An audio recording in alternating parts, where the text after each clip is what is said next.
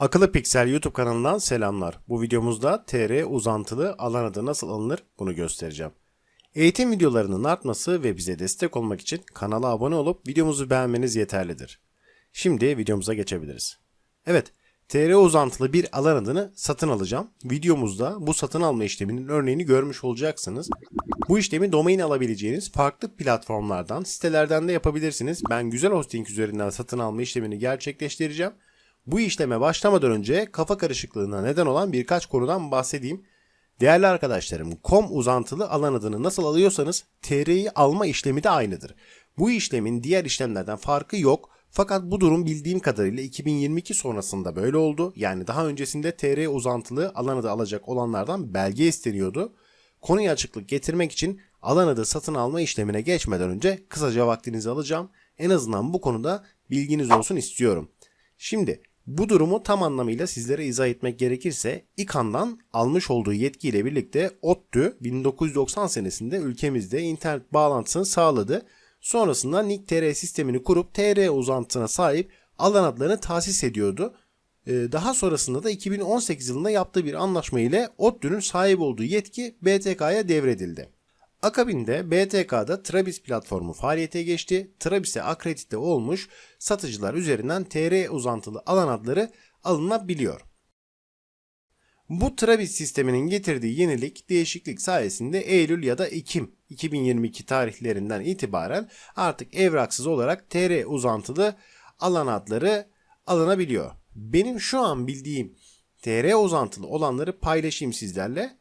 .tr, com.tr, net.tr, org.tr, gen.tr, web.tr, info.tr, tv.tr, biz.tr, bbc.tr, bel.tr, dr.tr, k12.tr, av.tr gibi uzantılar alınabilir gözüküyor. Yani bütün bu olan gelişmeler sayesinde artık hızlıca TR uzantılı alan adları alınabiliyor. Eskiden belge sunmak, beklemek gibi durumlar söz konusuydu. Artık TR uzantılı alan adlarına daha kolay, daha hızlı ulaşılabiliyor ve böylece alan adı tescil sürecinde artık zaman kaybedilmiyor. Süreç hızlandı ve kolaylaştı. Artık daha kolay ulaşılabilir hale geldi. Ama tabii Go.tr, Edu.tr, Pol.tr gibi uzantılarda belge biraz zorunluluğu devam ediyor diye biliyorum. Bunları sizler kendiniz deneyimleyebilirsiniz. Hangilerine müsaade edildiğini alan adı sorgulama ve satın alma sayfalarından görebilirsiniz. Şimdi standart bir şekilde TR alan adını nasıl alıyoruz? Basit bir örnekle sizlere bunu göstereyim arkadaşlar. İlk olarak Güzel Hosting'e giriş yapıyorum. Alan adı sekmesi ve alan adı kaydına tıklıyorum. İlgili bölüme almak istediğim alan adını TR uzantısı ile yazıyorum ve ara butonuna basıyorum. Sistem alan adını sorguluyor ve neticelerini karşımıza getiriyor. Burada bizim almak istediğimiz localwork.com.tr diye bir alan adı. Bakıyoruz ve alıma müsait olduğunu görüyoruz. Fakat diğer sonuçlar da bizim için önemli. Mesela hemen alt kısmında yer alan localwork.com alan adının alınmış olduğunu görüyoruz. Bu sebeple hangi yönde faaliyet gösterecekseniz isim benzerliği olan domainin de faaliyetine bakın derim. Şimdi bu domaini kontrol ettiğimizde yerel bir iş arama sitesi olarak görüyoruz.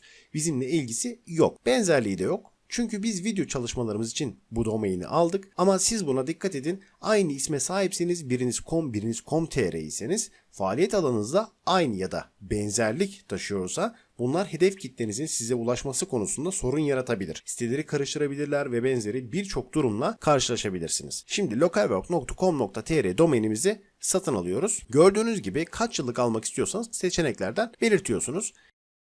Şimdi sepetimize gidelim. Son kez satın alacağımız domaini kontrol ediyoruz. Süresine bakıyoruz. Her şey tamamsa ödememizi gerçekleştiriyoruz. Güzel Hosting'den aldığınız alan adlarınızı profilinize ait menüde alan adlarınız bölümünden görebilirsiniz. Eğer hosting hizmeti de aldıysanız hosting paketlerinizi ürün ve hizmetler kısmından görebilirsiniz. Eğer ki alan adınızı ve hosting hizmetinizi farklı firmalardan almadıysanız, ikisi de Güzel Hosting'den alınmış ise burada gördüğünüz ürün ve hizmetler altında yer alan hostinginizi alan adları kısmında yer alan domaininiz ile bağlamanız gerekir. Domain ve hosting bağlama nasıl yapılır? Bu konuda kanalımızda videolar mevcuttur. Domain ve hosting hizmetlerini aynı firmadan aldıysanız ya da hostingi farklı firmadan, domaini farklı firmadan almış da olabilirsiniz. Her iki durumda da sizlere hosting ve domain bağlama işlemlerini, yani alan adınızı hostinginize nasıl yönlendireceğinizi kanalımızda göstermiş olacağız. Web siteleriyle ilgili daha fazla içerik istiyorsanız abone olarak bize destek verebilirsiniz. En azından sizin kanala bu videodan sonra abone olmanız bu yönde daha fazla içerik üretmemize neden olacaktır. Sorularınız olursa yorum kısmından bizlere yazabilirsiniz. Bir sonraki videoda görüşmek üzere, hoşça kalın.